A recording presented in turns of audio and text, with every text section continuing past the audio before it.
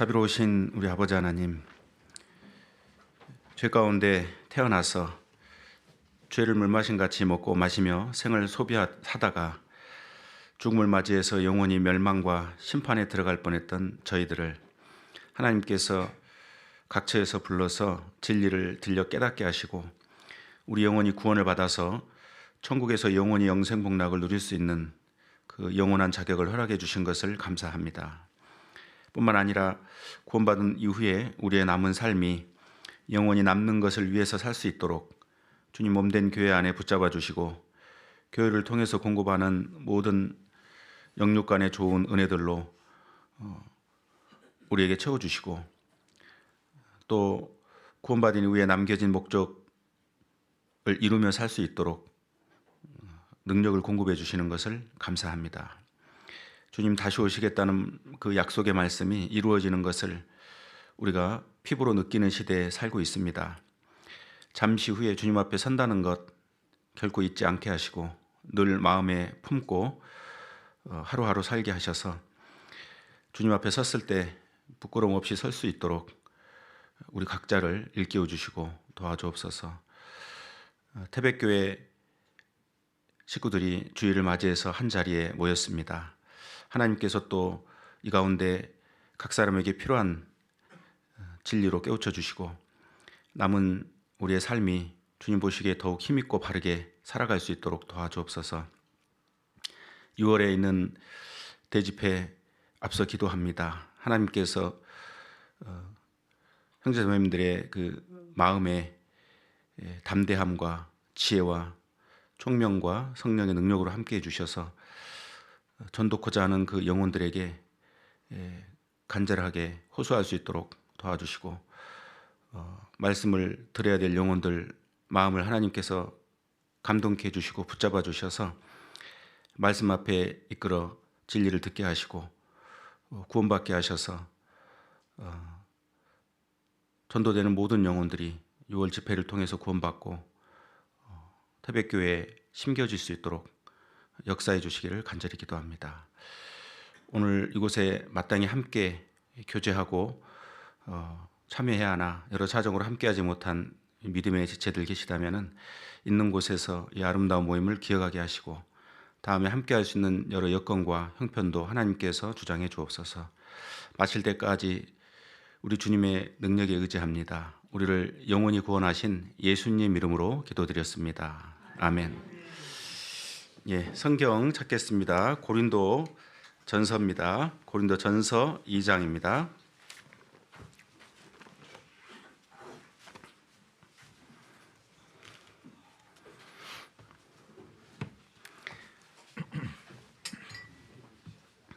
고린도 전서 2장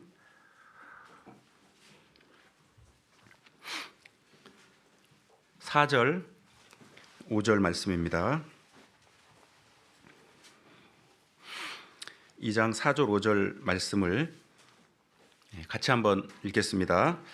내 말과 내 전도함이 지혜의 권한은 말로 하지 아니하고 다만 성령의 나타남과 능력으로 하여 너희 믿음이 사람의 지혜에 있지 아니하고 다만 하나님의 능력에 있게 하려 하였노라. 예, 반갑습니다. 태백이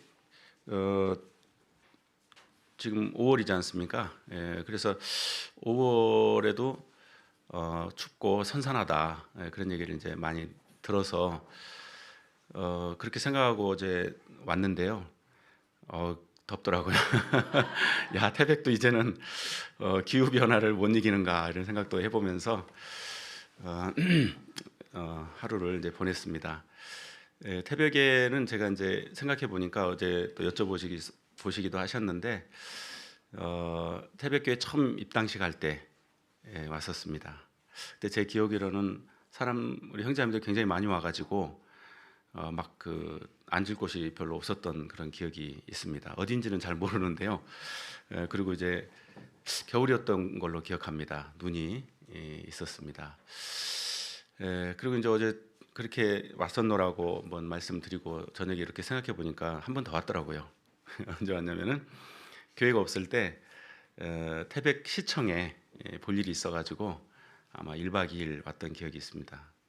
그때는 뭐 교회가 없어가지고 일로 왔기 때문에, 그러고는 이제 교회가 생기고 지금 또 어제 이렇게 지낸 이 장소를 새로 마련하셔서 식구들이 이렇게 복음을 위해서 사시는 모습을 보고 또 말씀 안에서 함께 교제할 수 있는 기회를 주신 하나님께 감사를 드리게 됐습니다.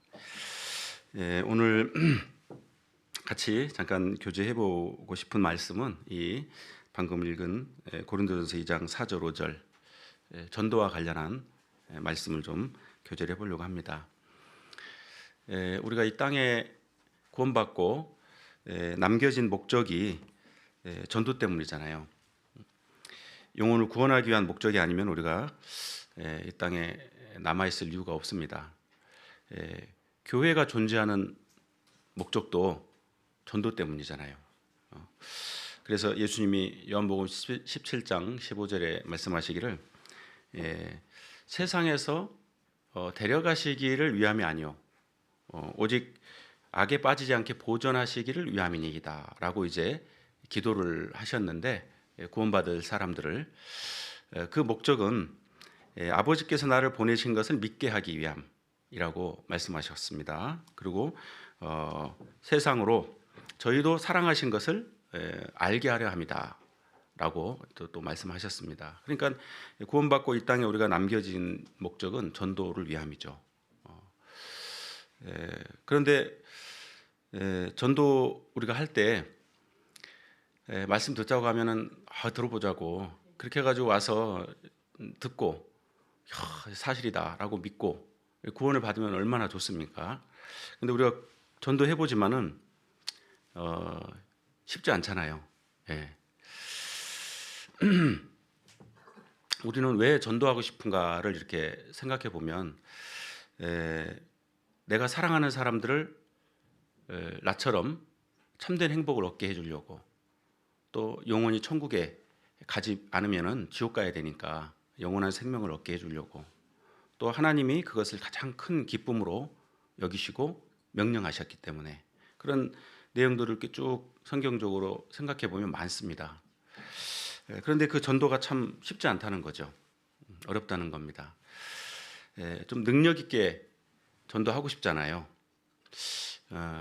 그래서 이 말씀에 내 말과 내 전도함이, 바울 사도도 그 일에 대해서 고민한 겁니다.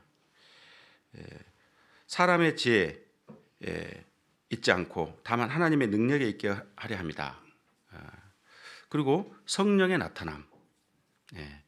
우리가 전도할 때 어떤 설득도 필요하고 필요한 어떤 지식을 전달하는 것도 필요하지만은 그것으로 사람의 영혼이 구원받는 건 아니라는 거죠. 성령이 나타나야 된다는 겁니다. 성령의 나타남. 어떤 뭐 고상한 지식이 있고 세상적인 말을 잘하고 달변가라고 해서 영혼이 구원받는 게 아니라는 겁니다. 성령이 나타나야 돼요. 그래서 이 말씀을 좀 우리가 깊이 있게 이해하고, 정말 성령이 나와 함께 역사해서 성령이 나타난다면은 우리가 사랑하는 건질고자 하는 그 영혼들이 그 성령의 능력으로 구원을 딱 받으면 그 믿음이 하나님의 능력에 있게 되잖아요. 근데 성령이 나타나지 않으면 각종 설득과 부탁에 말씀도 듣고 교회도 혹시 나오지만은 실제로는 그 믿음이 하나님의 능력이 있지 않는 경우도 얼마든지 있을 수 있지 않습니까? 자, 이 말씀을 저도 처음에 구원받고 읽으면서 바울 사도는 사도기 때문에 특별한 능력이 있어서 늘 성령의 능력이 나타나는 거 아니었겠느냐, 이런 생각을 막연하게 했었습니다. 그렇다면은 사도 시대가 끝난 이후에는 성령의 능력이 안 나타나거나 그래야 되잖아요. 아니면 약하거나. 근데 사도들은 2000년 전에 복음을 전하고 떠났지만은 2000년 동안 성령의 능력이 계속 나타났다는 겁니다. 성령의 능력이 나타나지 않았다면은 우리가 구원을 받을 수 없다는 거죠. 성령의 능력이 나타났기 때문에 우리 각자가 구원을 받았고 또 이 자리에 앉아 있는 거라는 이야기입니다. 그러니까 성령의 역사는 계속됐다는 거죠. 그러니까 우리하고도 얼마든지 성령이 함께 하시고 우리를 통해서 성령의 능력이 나타날 수 있다. 그것을 우리가 좀 생각을 해봐야 됩니다. 한 사람이 구원을 딱 받는다. 그것은 복음을 이해하고 알고 외우고 믿으려고 노력한다고 해서 되어지는 게 아니다. 성령의 나타남으로 인해서 한 사람의 영혼이 구원을 받는다는 것, 그것을 전도하는 사람들이 안다는 것이 너무 중요합니다. 한 사람이 구원받는다는 것은 영적인 경험이죠. 그러니까 성령의 어떤 역사로 인해서 그 영혼 속에 성령이 부어짐으로 말미암아서 한 사람이 구원받게 되니까 이건 영적인 경험입니다. 그래서 2000년 전이나 지금이나 성령의 역사로 영혼이 구원받는데, 그런데 그 성령을 사람이 좌지우지할 수 있냐 이거요. 성령이 나타나느냐 나타나지 않느냐, 한 사람의 영혼 속에 성령이 부어지냐 부어지지 않느냐는 하나님 손에 달렸다는 겁니다. 지금도 2000년 전도 하나님 손에 달려 있다는 겁니다. 그 구원, 한 영혼을 구원하는 그 주권이 하나님께 달려 있다. 그래서 사도행전 10장 45절 이하에 쭉 보면은 이방인들에게도 성령 부어 주심을 인하여 놀랐다. 그런 말씀 있잖아요. 성령을 하나님이 부어 주신다는 거죠. 사도행전 15장 8절에도 저희에게도 성령을 주어 증거하게 하시고, 그렇게 말씀하니까 그러니까 성령을 보내주신 분은 하나님이라는 것을 계속 말씀하고 계셔요. 그런데 하나님이 이 천지 만물을 창조하신 하나님이 보내주시는 성령으로 말미암아 내가 복음이 깨달아지고 천국 갈 수 있는 확실한 믿음이 생겼다는 거를 생각해 보면 또 이건 얼마나 놀라운 일입니까? 천지 만물 창조한 창조주가 내게 성령을 부어 주셔가지고 내 영혼이 영원히 천국에 살 수 있도록 해주셨다. 이게 생각해 보면 우리 구원받은 사람은 너무 특별한 사람들이잖아요. 성령을 소유한 사람들. 성령이 오시면은 영혼이 안 떠나니까 성령과 함께 살고 있는 사람들. 너무 놀라운 사람들입니다. 그렇다면은 어떤 사람들에게 하나님이 성령을 부어주시느냐, 그게 또 중요한 관건이잖아요. 어떤 사람들에게 하나님이 성령을 보내주시는가. 사도행전 5장 한번 보시겠습니다. 사도행전 5장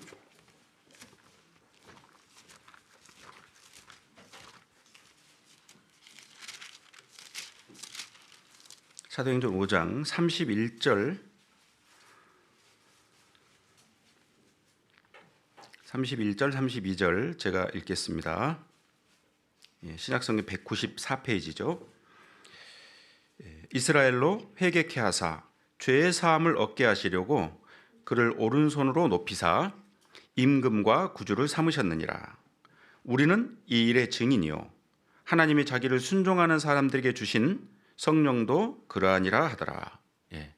사도들은 예수님을 증거하는 증인이었습니다. 지금도 우리는 예수님을 증거하는 증인이죠. 그런데 우리가 증거하는 그 증거의 메시지를 듣고 그것을 마음에 받아들임으로 순종하는 사람들, 그래서 자기를 순종하는 사람들에게 주신 성령도 그러하니라.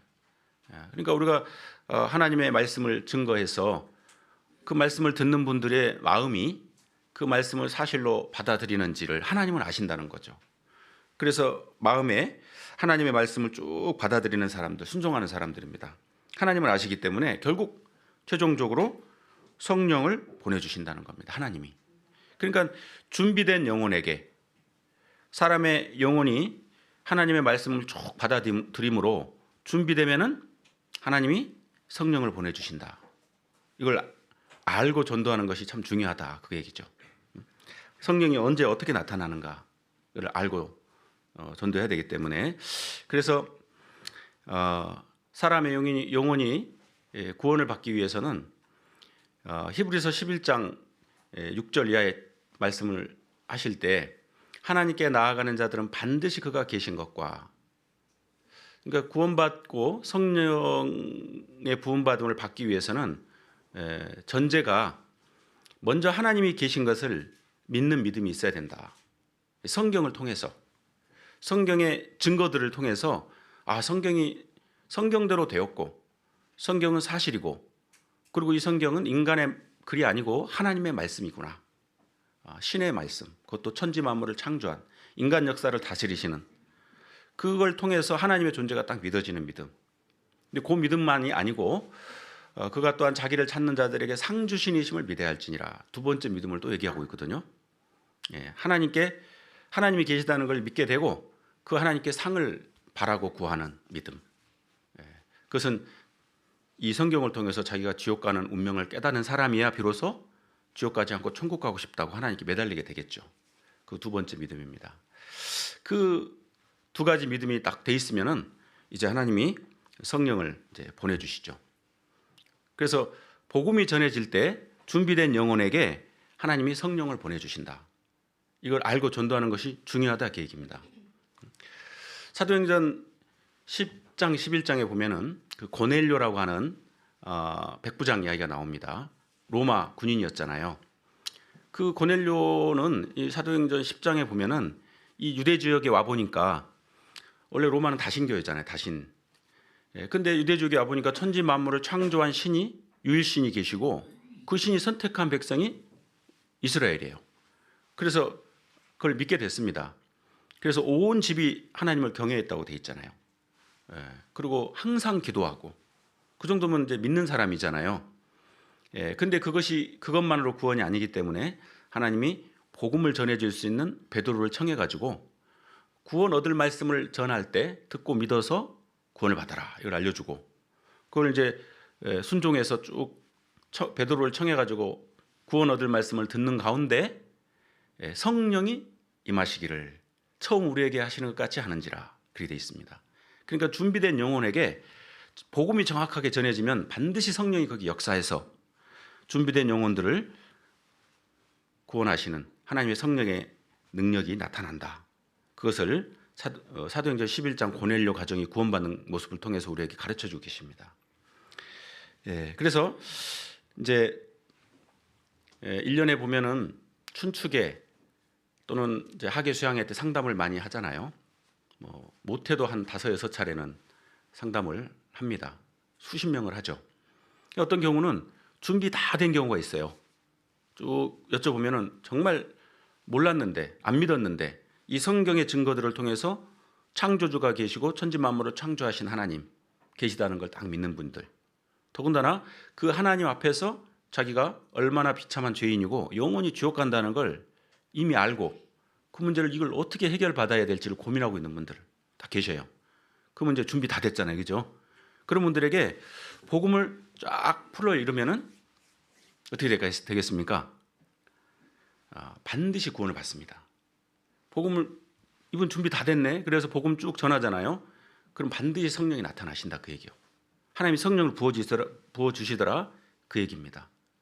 2000년 전이나 지금이나 준비된 영혼에게 복음이 전해질 때 성령이 나타나서 그 영혼이 구원을 받고 삶이 변화돼요. 그렇게 구원이 이루어진다. 이것은 마치 법칙과도 같습니다. 그걸 늘 수양회 때마다 경험하기 때문에 호세아 6장 3절 말씀이 이 말씀도 적용이 되는구나, 이게 깨달아집니다. 호세아 6장 3절에 여호와를 알자, 힘써 여호와를 알자, 그의 나오심은 새벽빛같이 일정하니 비와 같이 땅을 적시는 늦은 비와 같이 우리에게 임하시리라, 그런 말씀 있잖아요. 마치 법칙처럼 내일도 동쪽에서 해가 뜨는 것처럼 영혼이 준비만 되고 거기에 복음이 정확하게 전해지면 반드시 하나님이 영혼을 구원하시는구나, 성령을 보내가지고. 이걸 법칙처럼 깨닫게 되더라, 그 얘기죠. 그걸 경험하면서 하나님이 참 간절하시구나, 그런 생각도 합니다. 준비만 되면은, 아무튼 복음만 정확하게 전해주면은 여지없이 구원을 받으니까요. 하나님이 정말 간절하시다, 이런 생각을 반복적으로 하게 됩니다. 이것은 그 성령의 역사와 성령의 소유로 구원을 경험하지 못하면 이거 어떻게 알겠습니까? 십자가 걸어둔 종교인들이 이걸 알겠냐고요. 우리는 알지 않습니까? 우리는 성령을 소유한 사람들, 구원을 경험한 사람들. 이 일들이 우리를 통해서 일어나고 있다. 그러니까 하나님이 우리를 통해서 또 다른 사람에게 성령을 보내주셔서 구원하는 일을 하고 싶어 하신다. 그 얘기죠. 중요한 것은 하나님의 말씀을 듣는 그 구원받지 못한 영혼이 얼만큼 하나님 앞에 마음이 낮아져 있느냐. 이게 관건입니다. 하나님 앞에 마음이 얼마나 낮아졌느냐. 정말 준비됐느냐. 하나님 앞에서 마음이 낮아진 거하고 성경을 인정하는 거하고 별개예요.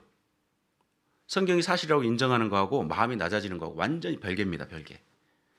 그걸 또 모르면은 자칫 또 이제 실수 또는 오해할 수 있습니다. 성경이 사실이고 하나님이 계신 것을 인정하고 받아들여도 마음이 낮아지는 것하고는 별개더라. 하나님 앞에 구원받기를 간절히 원하는 사람들도 혹시 있습니다. 말씀 쭉 듣고 하다 보면은. 그런데요, 구원받기를 원하는 마음하고 하나님이 보실 때 성령을 보내줄 만큼 마음이 낮아진 거하고 또 별개더라니까요. 별개요. 뭐 그런 경우 있잖아요. 좋은 거 준다고 하면은 그냥 자기도 받고 싶어가지고 어떻게 하면 되냐고 막 그런 마음이 있는 거하고 하나님이 정말 성령을 보내서 지옥에 들어갈 운명에서 건져주는 이 구원을 경험케 할 준비가 되는 마음하고는 다르더라. 이것도 우리 복음을 깨닫고 전도하는 사람들이 알아야 된다 그 얘기죠. 제가 아랫지방에서 전도를 하다가 어떤 분들을 몇 명을 반복적으로 만났거든요. 이제 어떤 경우가 있었냐면은 말씀을 쭉 듣고 성경이 사실이고 하나님이 계시다는 걸 딱 믿고 나서 너무 놀라워하는 거예요. 그리고 쭉 말씀을 듣다가 자기가 지옥 가는 죄인이라는 것도 인정합니다. 자기 죄 많고 지옥 가겠다. 그리고 구원 받고 싶어해요. 그래서 이제 복음을 쭉 전했잖아요. 그럼 구원 받아야 되잖아요. 구원 못 받아요. 희한합니다. 왜 이러지? 그래서 어떤 경우 있냐면은 이제 둔감한 분들은 복음을 딱 듣고 그래요, 이해돼요, 믿어져요 그렇게 하거든요. 그러고 나서 이제 한 두 달, 한 달, 두 달 이렇게 지나서 보면은 구원이 아니에요. 잠깐 그 이론으로 마음속에 받아들이고 싶은 마음으로 들었다가 안에 심겨지지는 못했다. 이걸 이제 그 삶의 모습이 보여줍니다.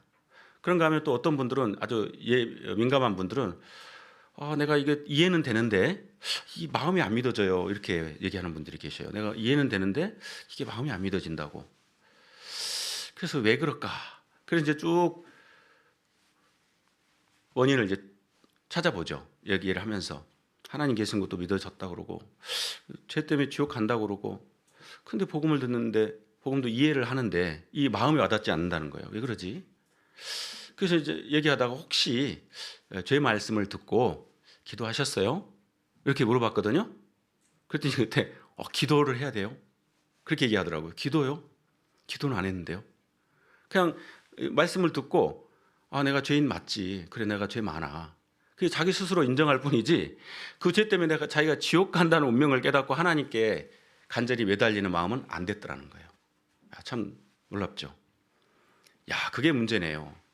아니 자녀 잘못이 명백하게 드러나서 자녀를 혼낸 일이 있을 때 자녀가 자기 잘못을 안다면은 부모에게 용서를 구하고 매달리고 그렇게 해야 용서가 되지 않냐고. 그 하나님 앞에 내가 지옥 간다면서요. 근데 그 운명에서 살고 싶고 하나님께 살려달라고 외치지 않아요? 그건 오히려 지옥 간다고 말씀해 주시는 그 하나님을 무시하는 거 아닐까요? 그랬더니 그때서 이해를 하는 거예요. 그래서 집에 가셔서 그 죄 문제, 죄 때문에 내가 지옥 간다는 사실에 대해서 기도해 보시라고. 그래서 그걸 하나님 앞에 그 운명에서 건져달라고 기도해 보시라고. 그래서 만약에 기도를 하시면 더 간절해지고 때로는 어쩌면 눈물이 날 수 있을 거라고. 지옥 가는 운명 때문에. 그러고 나서 다음 주에 다시 말씀을 듣자고. 기도하지 않으면은 역시 다음 주에 와서 말씀을 들어도 구원 못 받을 거라고. 그렇게 얘기하고 이제 보냈습니다. 그리고 다음 주에 오셨어요. 그래서 복음만 다시 전했습니다. 구원 받았을까요? 못 받았을까요? 예? 구원을 받았습니다. 완전히 변화됐습니다. 그러니까 차이가 뭡니까? 하나님 앞에 정말 마음이 준비됐냐요? 그잖아요? 다 인정해도 자기가 지옥 간다는 그 하나님께 멀어져서 죄 때문에 지옥 가는 운명을 실감하지 못하면 심각해지지 않잖아요. 심상해요. 지옥 간다는 거에 대해서. 그 준비된 겁니까? 안 된 겁니까? 안 된 겁니다. 그러면 구원을 못 받더라 그 얘기예요. 근데 자기가 지옥 간다는 운명이 정말 실제적으로 그런 거 있잖아요. 강 건너 불 보는 것이 아니고 자기 발등에 불 떨어진 거 있잖아요. 그 지옥 가는 문제가 사실 그거지 않습니까? 그것을 그렇게 받아들이고 심각해져서 하나님께 기도하고 매달리는 사람, 준비된 거거든요. 마음이. 아는데 그치지 않고 마음이 낮아진 상태. 그 사람에게 복음이 전해질 때 반드시 성령이 나타나서 구원을 얻더라. 그리고 그 이후의 삶은 성령의 다스림 속에서 이제 생명의 소리가 나오고 삶이 변화되더라니까요. 그 능력이 하나님께 있게 되는 거죠. 그 삶이, 그 영혼이, 신앙이. 그래서 성령의 나타남으로 인해서 한 사람의 영혼이 정말 구원을 받으면 그 믿음이 하나님의 능력에 있게 됩니다. 드디어 변화가 시작돼요. 그래서 여러 가지 성령을 소유한 사람들의 그 특징이 있습니다. 성경에 보면은. 그 특징 중에 하나가 구원받지 못한 사람은 행복을 위해서 살잖아요. 사실은 구원받은 사람은 행복을 위해서 살아요. 구원받지 않은 사람들은. 근데 그 구하는 행복이 이 세상 거잖아요. 육신을 위한 것, 이 세상에 있는 것. 행복을 위해서, 기쁨을 위해서 삽니다. 그런데 구원을 받으면은 어떻습니까? 이 세상에서 얻는 행복과 기쁨이 아니고 하나님이 성령을 보내서 이루어지게 하신 그 행복과 기쁨, 신령한 그 기쁨이 딱 주어지잖아요. 그러니까 내가 이 땅에 지금 힘을 내서 살아가는 그 기쁨의 근원이 막 바뀌지 않습니까? 신령한 것으로. 그래서 이 세속적이고 세상적이고 육신적인 그 기쁨이 아니고 구원받으면은 하나님이 주신 영원하고 신령한 기쁨이 마음속에 막 채워져 가지고 그 기쁨 때문에 육신적으로는 슬퍼할 수밖에 없는 상황에서도 기뻐할 수 있는 거잖아요. 그게 성령을 소유한 사람의 믿음이 하나님께 있는 그 모습 중에 이제 하나입니다. 그래서 예수님이 요한복음 15장 11절에 보면은 내 기쁨이 너희 안에 있어 너희 기쁨을 충만케 하려 함이다. 구원받을 때 그 예수님 안에 있었던 기쁨이 구원받을 때 구원받은 사람 안에 딱 들어오잖아요. 충만해지잖아요. 너희 기쁨을 빼앗을 자가 없느니라. 마음속에 이루어진 영원히 천국 간다고 하는 그 기쁨이 어떻게 누가 빼앗겠습니까? 그 기쁨으로 살아갈 수 있게 되죠. 베드로전서 1장 8절에서 9절에는 말할 수 없는 영광스러운 즐거움. 내가 죽음이 두렵지 않다 이제. 내가 갈 곳은 영원한 영광스러운 나라다. 내 죄 문제는 완전히 해결됐다. 믿어지잖아요. 그래서 환난 중에도 기뻐하나니 로마서 5장에 그렇게 되지 않습니까? 그 기쁨이 들어옵니다. 그러니까 기쁨의 근원이 세상 것에서 하나님 것으로 딱 바뀌죠. 특징 중에 하나입니다. 그리고 또 한 가지는 사람이 떡으로만 살 것이 아니요 하나님 입에서 나오는 모든 말씀으로 살 것이라 그랬잖아요. 그래서 구원을 딱 받으면 어떻습니까? 내가 이제 하루하루 살아가야 될 그 삶의 지침, 선택하고 살아가야 될 지침이 하나님 말씀으로 바뀌잖아요. 하나님 말씀에는 뭐라고 돼 있지?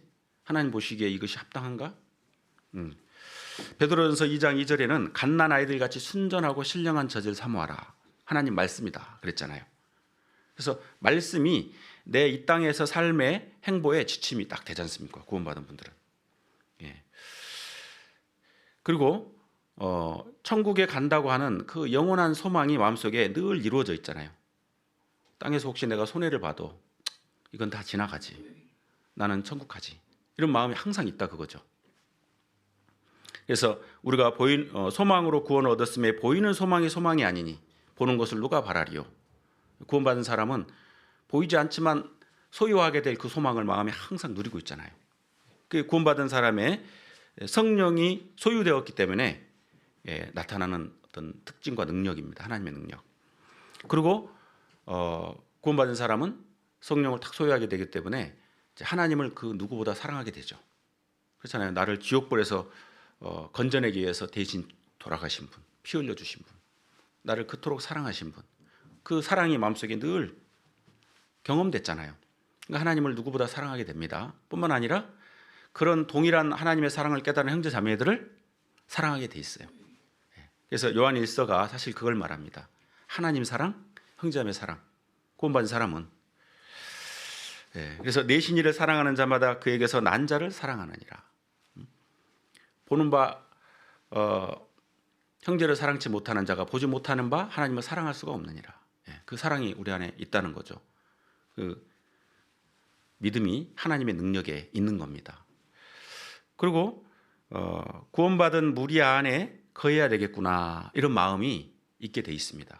세상 하나님 없이 살아온 세상에는 죄가 있고 배신이 있고 이해관계가 있고, 근데 이 구원받은 이후에 형제자매들 안에 딱 들어오면은 이건 조건 없는 하나님의 사랑, 그 안에서 내가 위로받고 보호받고 공감하고, 그래서 이 안에 내가 있어야 될 곳이구나, 이걸 느껴가기 시작한다니까요. 깨달아가기 시작합니다. 그래서 그 안에 거하려고 하는 본능이 있게 돼 있습니다. 마치 사막에서 오아시스 만나서 거기 안에서 내가 목을 죽이고 삶을 유지하는 것 같은. 그리고 성령으로 구원받은 사람들은 죄에서 멀어지고 싶은 그런 본능이 또 있죠. 죄에서 벗어나려고 하는, 깨끗함을 유지하려고 하는 그 마음. 그래서 요한일서 3장 3절에 보면은 이 소망을 가진 자마다 그의 깨끗하신 것 같이 자기를 깨끗하게 하느니라. 이거는 이제 새로운 본능을 말하는 거잖아요. 정말 확실하게 성령을 소유하게 된 사람들은 그 하나님의 그 거룩하신 사랑을 소유한 사람답게 살려고 하는 그 본능이 딱 주어지잖아요. 그래서 혹시 내가 옛 습성 때문에 죄를 지면 그것이 너무 싫잖아요. 어떨 때 내 자신이 밉잖아요, 그죠? 그런 본능이 있게 돼 있습니다. 그리고 나는 영원히 산다고 하는 그 확실한 마음, 영생을 얻었다, 영원히 산다, 그것도 있고, 또 구원받지 못한 영혼들을 불쌍하게 바라보는 그 영혼의 운명을 알기 때문에 그 구원받지 못한 영혼들을 불쌍히 여겨서 건져내야 된다고 하는, 그 전도하고자 하는 마음이 있게 돼 있죠. 가장 먼저는 자기와 육신적으로 관계 맺고 있는 사랑하는 사람들, 가족들. 구원받았다고 하는데 가족 전도에 대해서 전혀 감흥이 없다. 처음에는 혹시 그럴 수도 있어요. 근데 반복적으로 말씀을 듣고 생활하면서도 정말 그럴 수 있을까요? 그럴 수는 없는 거잖아요. 내 육신의 가족들 어떻게 전도할까, 이런 마음을 가지게 돼 있고 그걸 위해서 노력하게 돼 있잖아요. 이런 모습이 나타나게 돼 있다, 그 얘기죠. 그리고 이제 삶이 변화됩니다. 변화돼요. 그래서 에베소서 5장 9절 이하에 보면은 빛의 열매는, 우리를 빛의 자녀라고 말씀했잖아요. 구원 딱 받은 빛의 자녀다. 근데 그 빛의 열매는 모든 착함과 의로움과 진실함에 있느니라. 정말 구원받은 그리스도인들은 마음속에 예수님이 주신 마음을 다 소유하고 살기 때문에 사람이 보이는 데든 보이지 않는 데든, 교회당에서든 어떤 삶의 영역에서든 점점 진실한 마음이 계속 유지가 되잖아요.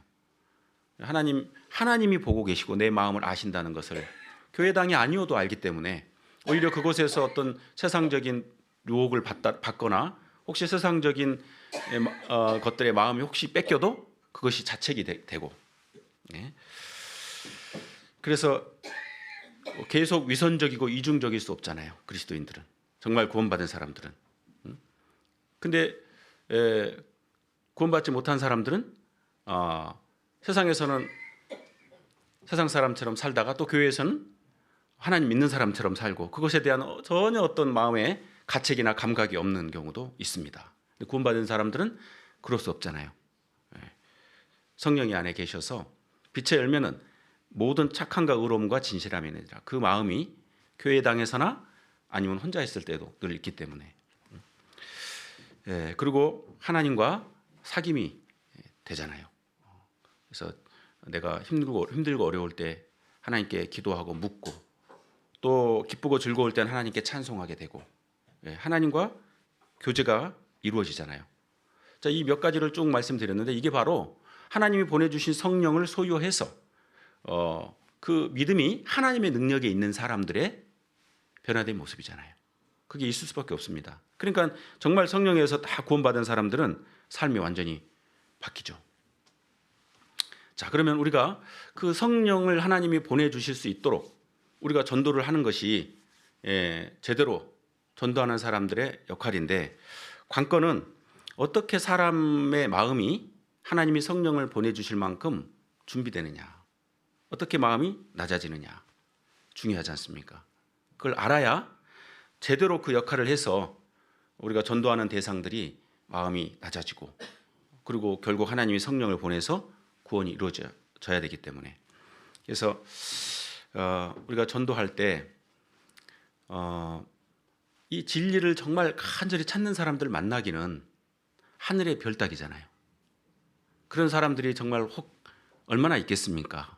혹시 있을 수는 있지만은, 그러면은 그런 사람이 생길 때까지 우리는 아무것도 하지 않아야 되느냐? 아니라는 겁니다. 찾는 사람들이 있지만은 극히 드물고, 우리가 찾는 사람이 되도록, 마음이 낮아지고 찾는 사람이 되도록 그 하는 일에 초점을 맞추고 진력하고, 그게 이제 전도하는 우리 그리스도인들의 역할이죠. 그러면은 마음이 준비되죠. 마음이 준비된다. 이거를 이제 다른 말로 표현하면은 마음밭을 간다, 마음밭을 갈아엎는다. 그렇게 표현하면 또 딱 맞을 겁니다. 마음밭이 잘 갈려서 준비되면 하나님이 성령을 보내주시기 때문에. 성경에 사람의 마음을 땅으로 많이 표현하셨습니다. 땅, 밭을 일구는 그런 땅을 사람 마음으로 많이 말씀을 하셨어요. 그래서 사람의 마음 밭을 가는 것, 그것이 그 사람이 하나님이 결국 성령을 보내주실 준비가 되도록 하는 역할이다. 뭐 밭갈이 있잖아요. 예전에 화전민들 그 산에 돌 다 걷어내고, 큰 돌 걷어내고 잔돌 걷어내고 밭고랑 파고, 그리고 나중에 이제 씨를 뿌리고 물을 대고 해가지고 읽었지 않습니까? 그런 것처럼 사람의 마음 밭을 갈아야 된다는 걸 말씀하고 있다는 거예요.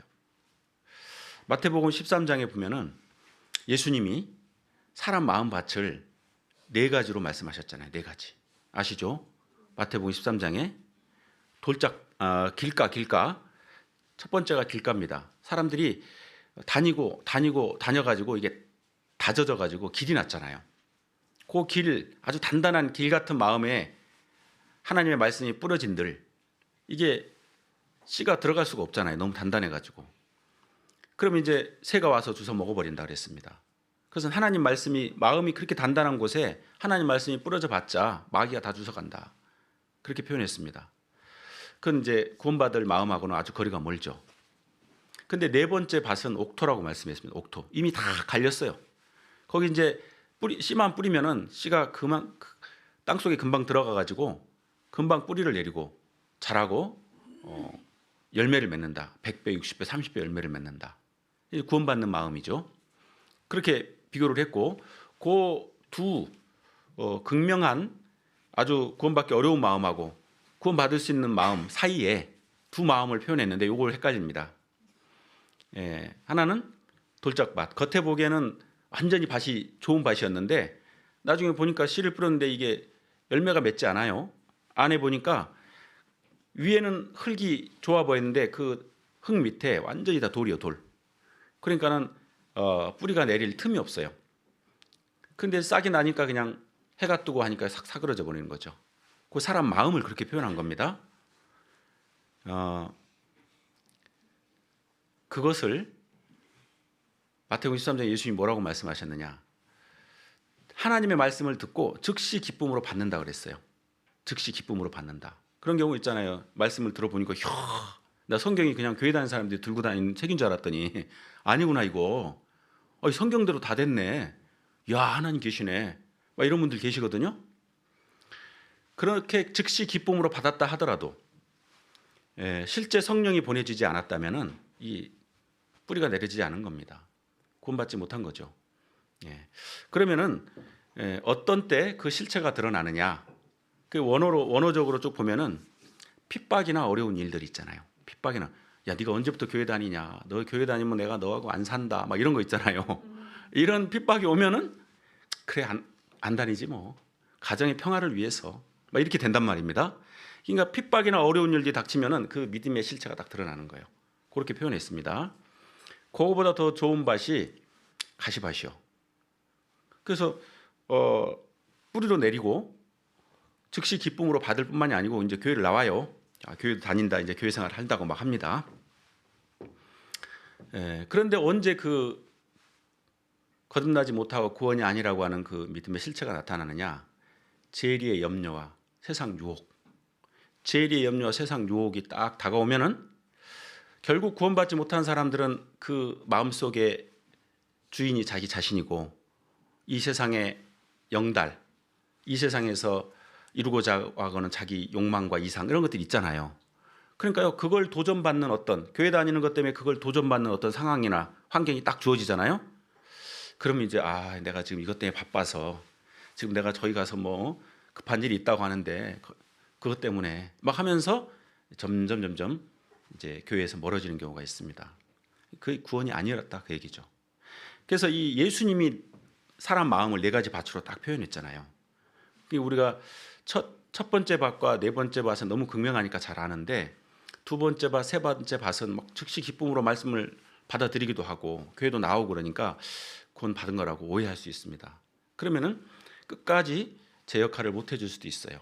정확하게 정말 성령의 역사로 구원이 이루어지도록 도와야 되는 거죠.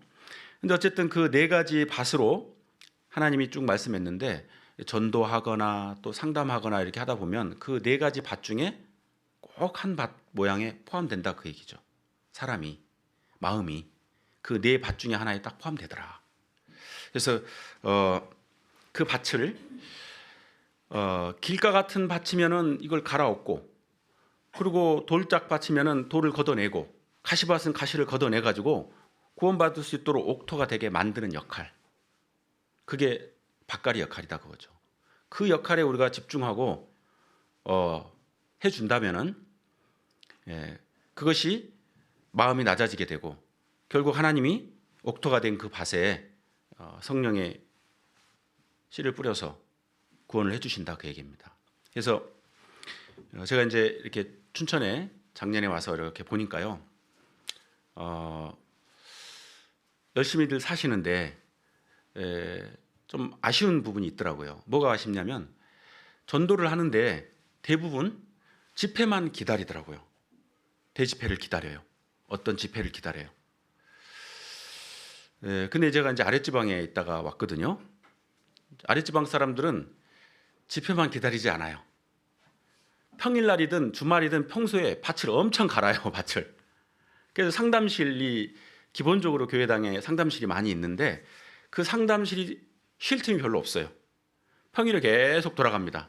이 사람이 지금 증거 말씀이 필요해? 그럼 잘 말씀해가지고 첫 번째 말씀 또는 두 번째 말씀, 또 말씀 듣고 나서는 전도인에게 부탁을 해서 상담을 붙이고 그 다음에 어떻게 해야 될 것인지, 또 준비 덜 됐으면 또 다른 분의 증거 말씀 또 듣게 하고, 또 죄 말씀이 들어야 되면 죄 말씀, 평소에 밭갈이를 계속 하더라 그거죠.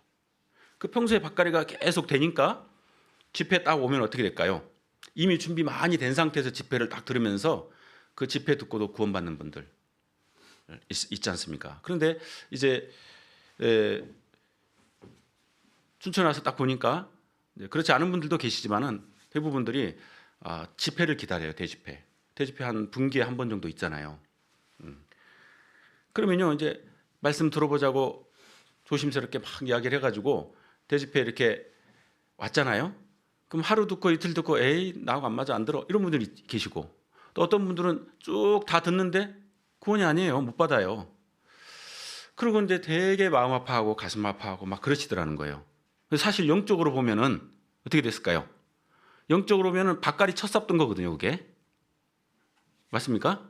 영적으로는 밭갈이 첫삽 떴어요. 하나님 볼 때는 전혀 밭갈이 안 된 상태에서 오신 거거든. 그러니까 첫삽 뜬 거예요. 그런데 열매 안 맺었다고 실망하고, 또는 이제 어떤 경우는 막 미워하기도 하고, 내가 공들인 게 얼만데 막 그런 모습 보면서 야, 이거 안타깝다. 평소에 밭갈이를 계속 했더라면은 그러면은 이제 집회 딱 와서 듣고서 다 그것이 실제로 받아들여지고 구원을 받을 텐데 잘 모르시는구나 이런 생각이 들었습니다. 그래서 어떤 경우는 이제 자매님이 직장 동료가 교회 다니고 말씀 얘기하고 하니까 관심이 있어요. 관심이 있는데 그 직장 동료가 저녁에 파트에 근무를 하는 분이에요. 그 집회 때 말씀 못 들을 상황이잖아요. 그래 이제 어떡할꼬? 그 이제 얘기를 하시더라고요. 조모임 때. 아니 자매님 휴가를 내세요. 일주일에 한 번만이라도 반차라도 내가지고 오전에 자매님 집에 초대해서 듣든가 그분 집에 가서 듣든가 그럼 되잖아요. 밭갈이 하면 되잖아요. 그랬더니 그런 생각을 처음 했대요. 그런 거를 잘 하셔야 된다. 그래서 그분이 말씀을 들어볼 수 있는 여건, 들어볼 수 있는 마음만 사면은 들어볼 수 있는 여건을 얼마든지 맞춰가지고 필요하면 휴가도 내고 그래가지고 교회당에서든 그분 가정에서든 아니면 들을 수 있는 곳에 초대해서든 말씀을 같이 들어주고 어떻냐고 물어보고 궁금해하면 상담하고 그렇게 밭갈이를 계속 해야 된다 그 얘기죠.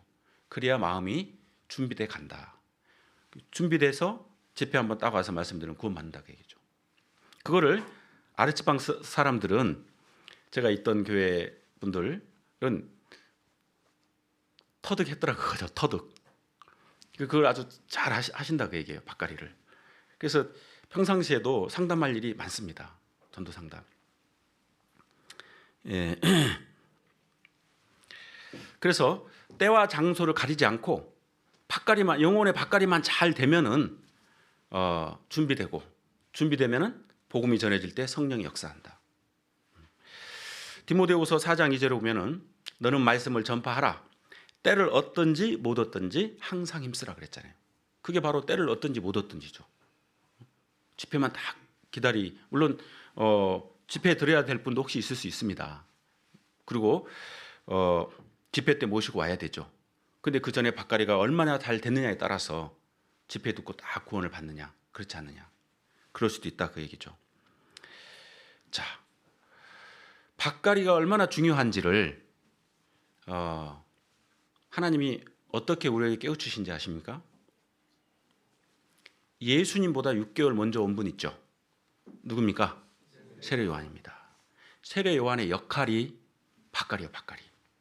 그 세례 요한이 무슨 특별한 사람을 만들기 위해서 그랬냐? 아니라는 거예요. 복음이 전해지는 가운데 예수님이 성령으로 한 영혼 속에 들어가야 구원이 이루어지는데 그러기 전에 먼저 세례 요한처럼 밭을 갈아주는 역할이 필요하기 때문에 그걸 세례 요한으로 해서 깨우쳐줬다 그 얘기입니다. 그래서 세례 요한을 너는 누구라고 하느냐? 유대인들이 물어봤잖아요. 뭐라고 그랬습니까? 나는 광야에 외치는 자의 소리다. 광야에 외치는 자의 소리. 그러면서 주의 길을 예비하라 그 첫 경을 평탄케 하라 하였느니라. 왜 광야에서 외치는 소리를 했을까? 그래 이제 궁금했던 적이 있거든요, 제가. 아니, 바울 사도는 그 아테네 그 아레오바고 언덕에서 그 많은 사람들이 있는 곳에서 막 전했고 못 들은 사람들이 많으니까 사람 많은 곳에 가서 외치라고 해야 맞을 것 같은데 왜 광야에서 외치라고 했을까? 광야에서 왜 외치라고 그랬을까? 그런 생각을 해봤던 적이 있습니다. 광야는 직접적으로는요 유대 광야요. 거기 이스라엘의 유대 광야. 유대 광야는요 구릉만 있고 완전히 척박합니다. 풀 한 폭이 나기 어려운 막 돌 자갈 사막 같은 곳이요. 근데 그곳에 외치는 자의 소리라고 자기를 이야기했다 그 얘기입니다. 왜 그랬을까요? 영적인 내용을 교훈하시기 위해서 말씀하셨다 그 얘기입니다. 아담이 범죄한 이후에 이 세상은 하나님 보실 때 광야입니다. 광야. 거둬들일 게 없어요. 죄로 그냥 꽉 차가지고 이 세상은 광야고 더군다나 구원받지 못한 사람의 영혼은 어떻게 되겠습니까? 하나님 보실 때 뭐 받을 것이 없어요. 걷어낼 게 없습니다. 그러니까 구원받지 못한 사람의 영혼은 광야예요. 광야. 그 광야 같은 사람의 영혼에 외치라는 거예요. 외치라. 외치는 소리. 누가 외쳐야 됩니까? 우리가. 구원받지 못한 사람 영혼은 광야이기 때문에 거기다가 외치라는 거예요. 외치라. 그래서 주의 길을 예비하라. 예수님이 그 영혼 속에 들어가시는 길을 닦으라는 거예요. 밭갈이입니다. 밭갈이. 그의 첩경을 평탄케 하라. 첩경은 이 사람들이 다녀가지고 이 오솔길이 생긴 걸 말합니다. 굳어졌겠죠. 한 사람이 딱 태어나면은 구원받지 않은 부모로부터 언니, 오빠, 선배들, 구원받지 못한 선생님들로부터 뭘 배웁니까? 온통 이 세상의 가치관들, 이 세상의 진리 아닌 잘 먹고 잘 살고 헛된 그런 것들이 마음에 계속 쌓이잖아요. 단단해져 있잖아요. 가치관들이, 인식이라든지. 그것을 외쳐가지고 갈아엎어야 된다. 그게 세례 요한은 전도자의 역할입니다. 바로 우리가 해야 될 역할이요. 그럼 밭이 갈린다는 거예요. 네. 그래서 로마서 1장 28절에 보면은 하나님께서 저희를 그 상실한 마음대로 내어버려 두사 합당치 못한 일을 하게 하셨으니 그랬잖아요. 상실한 마음, 광야입니다. 광야. 거기에 하나님 말씀을 외치라는 겁니다. 세례 요한처럼. 예. 그래서 에베소 4장 17절 이하에도 저희 총명이 어두워지고 저희 가운데 있는 무지함과 저희 마음이 굳어짐으로 말미암아 하나님의 생명에서 떠나 있도다. 마음이 굳어져 가지고 하나님의 생명에서 떠나 있는 상태. 광야죠, 광야. 예.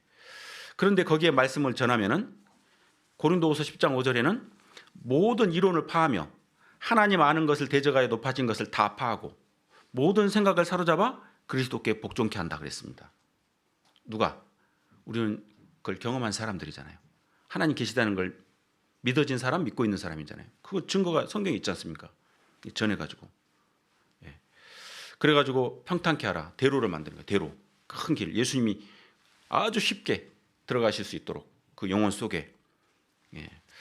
그래서 그 사람의 영혼이 하나님 앞에 준비되고 회개하도록 하는 역할.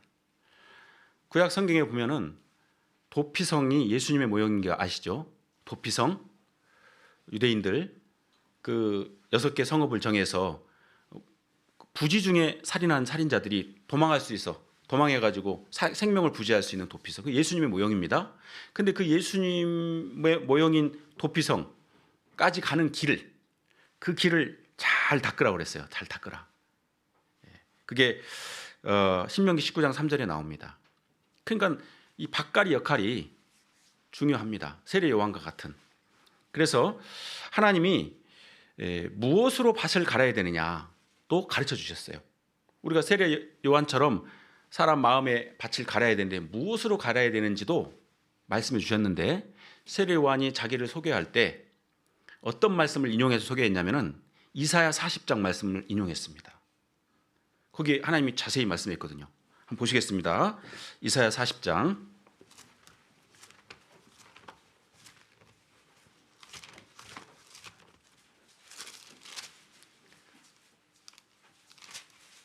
이사야 40장 6절부터 9절까지.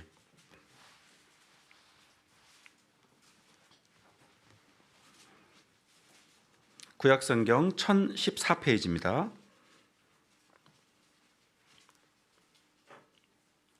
6절부터 9절까지 제가 읽겠습니다. 말하는 자의 소리여 가로되 외치라. 대답하되 내가 무엇이라 외치리까. 가로되 모든 육체는 풀이요 그 모든 아름다움은 들의 꽃 같으니 풀은 마르고 꽃은 시들면 여호와의 기운이 그 위에 불미라. 이 백성은 실로 풀이로다. 풀은 마르고 꽃은 시드나 우리 하나님의 말씀은 영영이 서리라 하라. 아름다운 소식을 시온에 전하는 자여 너는 높은 산에 오르라. 아름다운 소식을 예루살렘에 전하는 자여 너는 힘써 소리를 높이라. 두려워 말고 소리를 높여 너의 성읍들에 이르기를 너희 하나님을 보라 하라. 무엇을 전해야 됩니까? 전할 내용을 주셨잖아요. 어떻게 보면 밭갈이의 연장 도구입니다. 우리에게 이 내용으로 사람의 영혼의 밭을 갈아라 라고 말씀해 주시는 거죠. 그럼 이 내용은 뭡니까? 모든 육체는 풀이요 그 모든 아름다움 들의 꽃 같으니.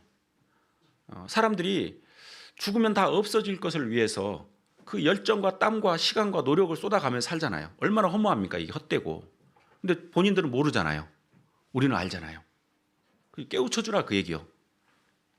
모든 육체는 풀이다. 지금 네가 얻고 싶은 거, 하고 싶은 거, 이루고 싶은 거 이루지 못할 것도 많고, 이룬다고 한들 언제 죽을지 모르고 죽으면 지구 가냐 이구 가냐 깨우쳐줘야 된다. 사람이 얼마나 헛수고를 하고 사는지. 그리고 결국 풀은 마르고 꽃은 시든다. 사람은 반드시 죽는다. 왜 죽을까? 죽으면 어떻게 될까? 이걸 깨우쳐줘야 된다, 그 얘기입니다. 중요합니다, 이 내용들이. 이게 밭을 간다는 거예요. 처음에는 막 듣기 싫다, 그런 소리 왜 하냐, 막 그럴지 몰라도 계속 이야기를 해주잖아요. 맞잖아요. 이게 사실이잖아요. 자기 감정 때문에 안 받아들일 뿐이지 계속 이걸 들을 수 있도록 역할을 해주면 생각해 보잖아요. 그리고 하나님이 거기 또 도와주기 때문에 자기가 이루고자 하는 일들이 막히기도 하고 했을 때 우리가 전했던 그 진리들이 그래 맞다. 내가 이거 해봤자 이거 헛수고다. 이게 마음밭이 갈린다, 그 얘기요. 그리고 8절에 있는 말씀처럼 우리 하나님의 말씀은 영영이 서리라 하라. 반면에 하나님 계시고, 이 성경 하나님 말씀이다. 이 성경은 지금까지 하나도 토시 하나 안 틀리고 그대로 다 이루어져 왔다. 그리고 앞으로 이루어진다고 말씀하는 내용 준비 다 됐다. 이 성경이 하나님의 말씀이라는 거, 영영이 서리라, 이걸 전해줘야 돼요. 이건 뭡니까? 우리가 전도 집회 때 전한 내용이잖아요. 인생이 얼마나 허무하냐, 인생에 답이 없다, 하나님 계신다, 성경 사실이다. 전도 집회 때 전하는 내용이거든요. 그러니까 이 전도 집회 때 전하는 이 내용을 우리가 집회 영상을 가지고 밭을 간다는 거예요. 밭을 가라. 계속 들려주는 겁니다. 그러면 이것이 사람 마음밭을 간다, 그겁니다. 물론 그 과정이 쉽지는 않죠. 그래서 9절에 보면은 아름다운 소식을 시온에 전하는 자여, 너는 높은 산에 오르라. 높은 산 등산하려고 하면은 각오할 게 있습니다. 땀 흘릴 거 각오해야 되죠. 인내할 각오해야 됩니다. 그래서 끝까지 정상에 오를 때까지 꾸준히 해야 되는 거죠. 그래서 한 영혼이 구원받는 과정에도 높은 산에 오르는 것처럼, 등산하는 것처럼 각오하고, 뭔가 거기서 여러 핍박이나 오해, 좋지 않은 말들, 어떤 대우, 그런 감내해야 된다, 그 얘기입니다. 전도하는 사람들이. 그래서 너는 힘써 소리를 높이라. 두려워 말고 소리를 높여 유다의 성읍들에 이르기를 너희 하나님을 보라 하라. 뒤로 물러서지 말고 계속 말해주고 땀 흘릴 각오하고, 등산하는 사람들이 정상 오를 때까지 포기하지 않는 것처럼 그렇게 하나님이 전하라고 하는 말씀을 계속 전해주는 겁니다. 수적천석 이런 말이 있거든요. 떨어지는 물방울이 바위에 구멍을 뚫는다, 그거죠. 영혼 속에 진리를 계속 전하면은 하나님도 거기 도와주시기 때문에 반드시 생각이 바뀌고 마음밭이 갈린다, 그거예요. 전도입니다. 베드로전서 3장 15절에 보면은 소망에 관한 이유를 묻는 자들에게는 대답할 것을 항상 예비하되 온유와 두려움으로 하고. 소망에 관한 이유를 묻는 자들. 근데 누가 소망에 관한 이유를 물어오겠냐고요. 처음에는 비방하고 오해하고, 그럴지 몰라도 초지일관 우리가 진리를, 하나님의 말씀을 쫙 계속 전하고 하면은 나중에 밭이 갈리면은 야, 어떻게 그렇게 살 수 있냐, 응? 술 담배 안 하고도 기쁘게 행복하게 잘 사네, 막 그러면서 물어온다는 겁니다.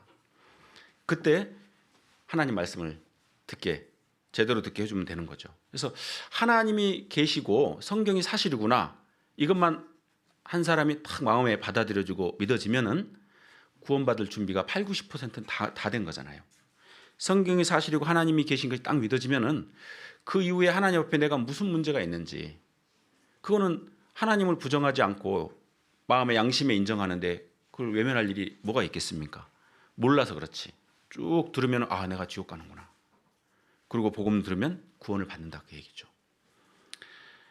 물론 그 과정에는 우리가 말로만 전해서 준비되는 경우도 혹 있지만은, 특히 이제 우리를 잘 아는, 우리를 지켜보는, 그리고 가족이라든지는 우리의 삶을 같이 지켜보잖아요. 그 말하는 대로 사느냐? 그가 말하는 것이 진실한지 여부를 그 모습 속에서 보고 싶어 하잖아요. 그러니까 구원받은 그리스도인들이 하나님이 전하라고 하는 이 메시지를 분명하게 반복적으로 힘있게 전하는 것도 중요하지만 그걸 전하는 사람다운, 그걸 깨달은 사람다운 우리의 삶의 모습을 보여주는 것이 굉장히 중요합니다. 그래서 마태복음 5장 13절 이하에 보면은 너희는 세상의 빛이다 그랬습니다. 우리 각자가 세상에 영적인 세상에, 지옥 갈 어두운 세상에 영원히 천국 가는 생명을 소유한 빛이요 빛. 그래서 너희 빛을 사람 앞에 비추게 하라 그랬습니다. 근데 그 빛이 뭐냐? 착한 행실이다 그랬습니다.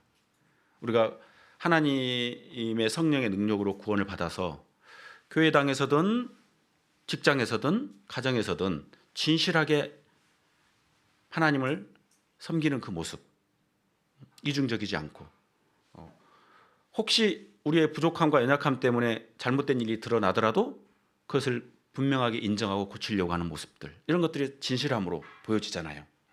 그래서 너희 착한 행실을 보고 하늘에 계신 너희 아버지께 영광을 돌리게 하라, 그렇게 말씀했습니다. 그러니까 메시지도 분명하게 전하고 우리가 그 메시지에 부합한 확실한 진실한 삶을 보여주는 거 굉장히 중요하죠. 조모임 하는데 어떤 자매님이 물어봤습니다. 작년에 구원을 받으셨어요. 작년에 구원을 받아서 이제 직장에서 전도를 하려고 딱 생각해 보니까 이미 그 직장에 일반 교회 다니는 권사님, 집사님 이런 분들이 많았대요. 근데 그 일반 교회 다니는 권사님, 집사님 이런 분들이 하도 욕을 먹다 보니까 손가락질을 받는, 그렇다는 거예요. 근데 자기가 이제 구원을 받아 전도하려고 하다 보니까 전도하려고 하나님 말씀을 전하면 나도 같은 취급을 받을 거 아니냐, 내 말을 신청해 주지 않고 너도 교회 다니냐 하면서 손가락질 받을 텐데, 그러면 내가 이 전하려고 하는 말씀이 힘이 없을 텐데 어떻게 하면 좋습니까? 이렇게 물어보시더라고요. 어떻게 해야 될까요? 전도하지 말아야 될까요? 그러면은 그 구원받지 못한 사람들이 이중적인 종교 생활로 욕먹는 거, 거기 너무 개의치 마시고 구원받아서 하나님을 섬기는 모습을 진실하게 보여주세요. 그리고 메시지도 확실하게 전해보세요. 처음에는 오해하고 손가락질 할지 몰라도 금방 그 차이가 드러날 겁니다. 금방 깨달을 거예요. 아, 저 사람은 다르다, 이거 알아차릴 겁니다. 머지않아서. 그러면 그때부터는 오히려 전했던 그 메시지를 마음에 받아들이고 그렇게 될 거라고 말을 해줬습니다. 그랬더니 이제 알아들으시죠. 구원받은 분이라. 그래서 베드로전서 2장 12절에 너희가 이방인 중에서 행실을 선하게 가져 너희 선한 일을 보고 권고하시는 날에 하나님께 영광을 돌리게 함이라. 이방인 중에서 행실을 선하게 가져 하나님을 섬기는 사람으로서의 그 선함, 그 모습을 보여줘야 됩니다. 그리고 메시지를 힘있게 전할 때 그것이 박가래가 된다, 그거죠. 그래서 너희를 악행한다고 비방하는 자들이, 처음에는 우리를 호의적으로 대하고 좋게 바라보고 그랬던 사람들이 아니고 악행한다고 비방하는 자들이 나중에 우리의 모습을 쭉 보고 소망에 관한 이유를 물어오고 하나님 말씀을 듣고자 한다, 그 얘기죠. 그게 능력이잖아요. 구원받은 그리스도인들이 이 하나님이 전하라고 하는 메시지만 전하고 삶이 진실하지 못하면 오히려 우리가 전하는 그 메시지, 이 성경이 사실이라고 하는 말씀이 그들에게 거짓으로 보여지고 신청되지 않을 겁니다. 반대로 선한 모습만, 진실한 모습만 보여주고 메시지를 전하지 못한다면 어떻게 될까요? 기회를 다 잃어버릴 거예요. 기회를. 그렇잖아요. 말씀 들어보고 구원받아야 될 사람들이 구원받을 수 있는 기회를 다 잃어버리겠죠. 그래서 분명한 메시지도 전하고 그 메시지를 힘있게 하기 위한 우리의 진실한 삶이 병행되어 줘야 될 것을 성경 말씀하고 계셔요. 그러면은 밭이 갈립니다. 영혼 밭이. 그래서 꾸준히 성령이 나타나게 하기 위해서 세례 요한과 같이 마음 밭을 가는 이 도구도 분명히 말씀해 줬기 때문에 그렇게 역할을 우리가 해준다면은 우리의 전도를 듣고 우리의 삶을 바라보는 사람들의 마음밭이 훨씬 빨리 갈릴 겁니다. 그러면 구원받을 준비가 될 거예요. 재작년 말에 제가 이제 춘천에 다시 왔는데 저희 자매가 춘천 사람입니다. 그래서 춘천에 가족들이 다 이제 신앙생활 하는데 이 장인어른이 올해 81세거든요. 우리 자매가 이제 90년도에 구원을 받았기 때문에. 근데 우리 장인어른이 얼마나 핍박을 했는지 몰라요. 막 농사 대농을 하시는 분이었는데 우리 장모님 교회 다니고 우리 그 자녀들 교회 다닌다고 막 핍박을 어마어마하게 해가지고 뭐 그 집을 태워버린다고 기름을 다 끼얹어 가지고 불을 붙이기 전이었는데 이제 그게 안 되기도 하고 막 낫 던지고 성경 태우고는 뭐 그런 보통이었습니다. 그래가지고 춘천에서는 아무튼 유명한 분이에요. 춘천에서 36년 동안 핍박을 했습니다. 그런데 한 번 말씀을 제대로 안 들었거든요. 그동안 이제 기도도 많이 하고 시도도 많이 했는데 막 TV 집어 던지고 막 별일 다 있었습니다. 그랬던 분이 이제 작년에 1월 달에 와가지고 우여곡절 끝에 어떤 말씀을 이제 들어는 보자고 이렇게 얘기됐어요. 근데 좋은 마음이었겠습니까? 그런데 이제 나이 드신 분이다 보니까 저녁에 일찍 주무시잖아요. 이제는 농사를 안 하죠. 이제 연세가 있어서 일찍 주무시고 아침 일찍 일어나잖아요. 그래서 이제 자매랑 계획을 했는데 어떻게 할까? 아침에 가자. 아침에 딱 일어나면은 그냥 무의미하게 TV 켜요. 무조건 아무 뭐 감흥 없이 TV 켜서 그냥 듣는 것이 습관입니다. 그러지 말고 아침에 딱 일어나시면은 듣기로 했으니까 그걸 마음을 잘 사서 아침에 듣는 걸 해보자. 그래가지고 5시 반에 일찍 일어나시니까 가서 듣든 안 듣든 아무튼 TV에 USB 딱 꽂아가지고 틀어놓은 거예요. 집회 말씀을. 은장의 집회 말씀부터.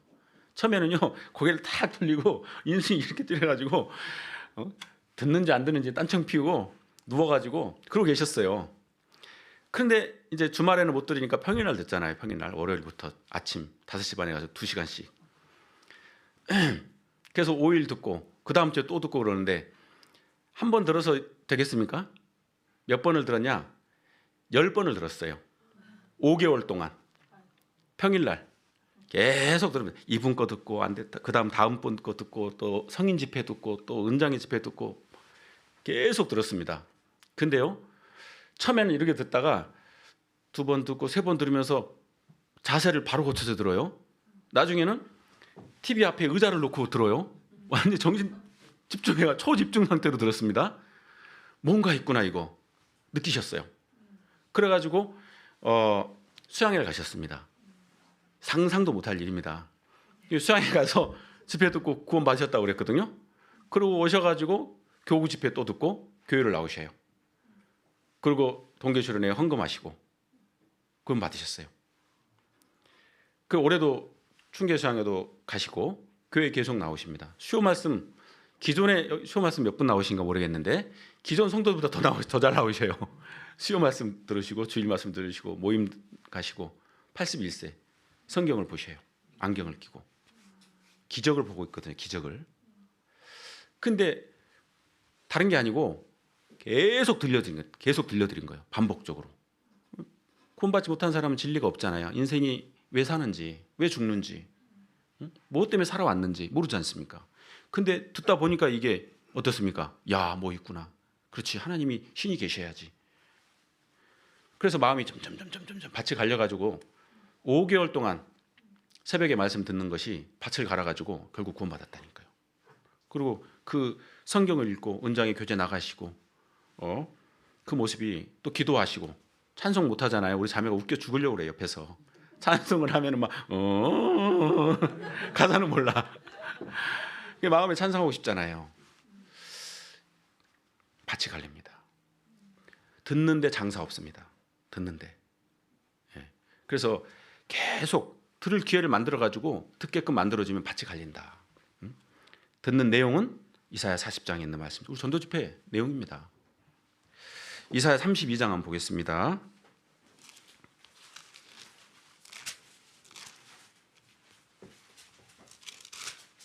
15절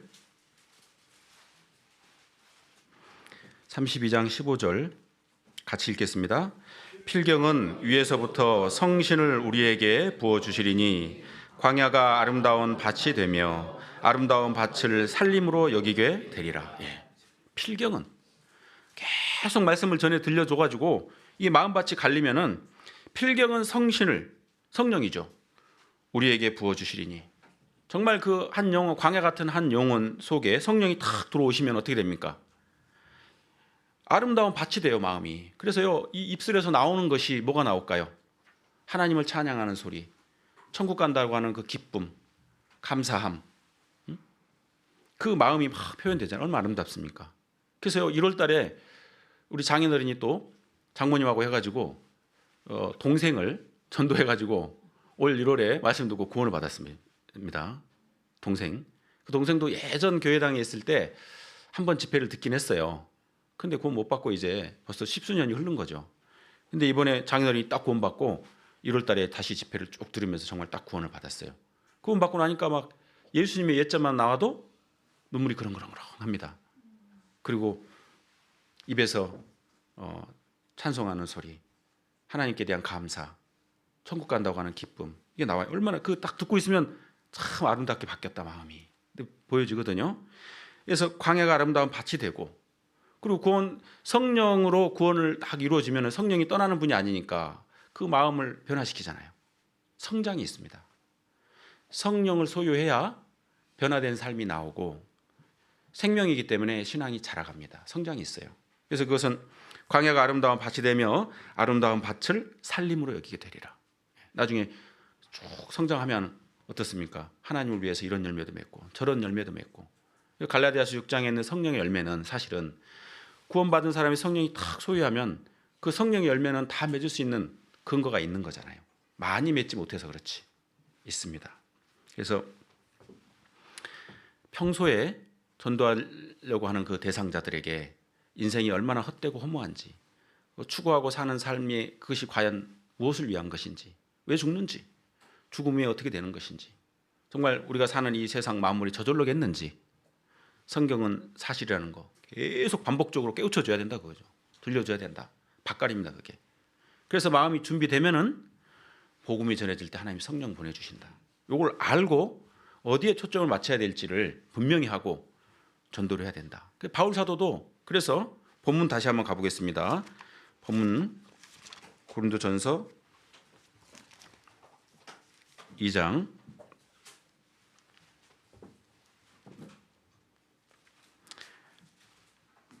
3절 4절 제가 읽겠습니다.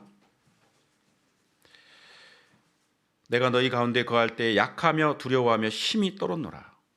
왜 약하며 두려워하며 힘이 떨었냐 그거죠. 성령의 나타남을 위해서 그랬다는 겁니다.